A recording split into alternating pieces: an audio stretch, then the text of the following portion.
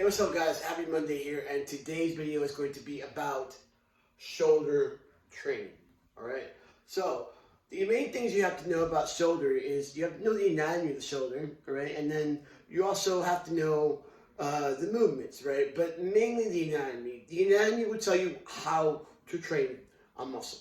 So, for example, if you're looking at a muscle and most of the muscle comprises of type 1 or type 2 or type 2AB muscle fibers, right, then you know more or less how to train it. So something, let's say, let's talk specifically about shoulders. Shoulders specifically are made up of type 1 muscle fibers, right? That means 60% of the muscle fibers that make up your shoulders are going to be aerobic muscle fibers. The other rest of it is like type 2AB, type 2, all right? So those for strength. So when you're working your shoulders and you want big shoulders, you can do some strength training because it will be applicable, but you want to stick to mainly like endurance type reps. So you want to do like the 12s, the 15s, the 20s, the 25, even what they call a century set, right? And you do a set of 100 repetitions. They hurt like crazy, but you can do it, all right?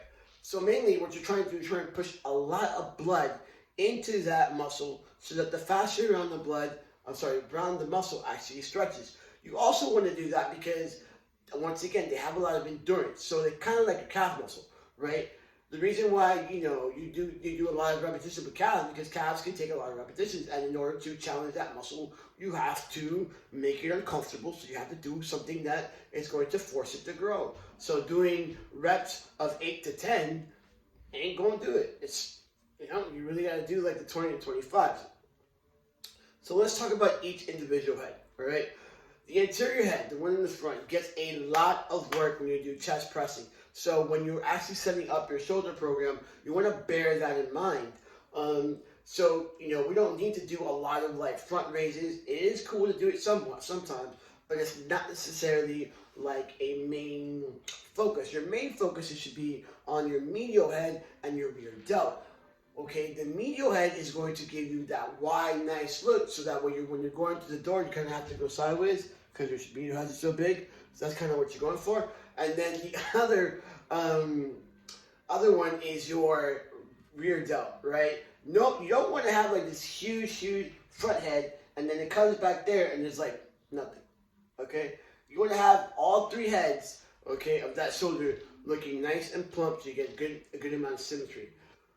When talking about rear delt training, though, rear delt training happens to be one of the hardest muscles to develop and one of the ones that people usually don't do in the gym, right? I see it every day. Even guys with experience sometimes get into really bad habits. So the first bad habit of training your rear delt is going too heavy. All right.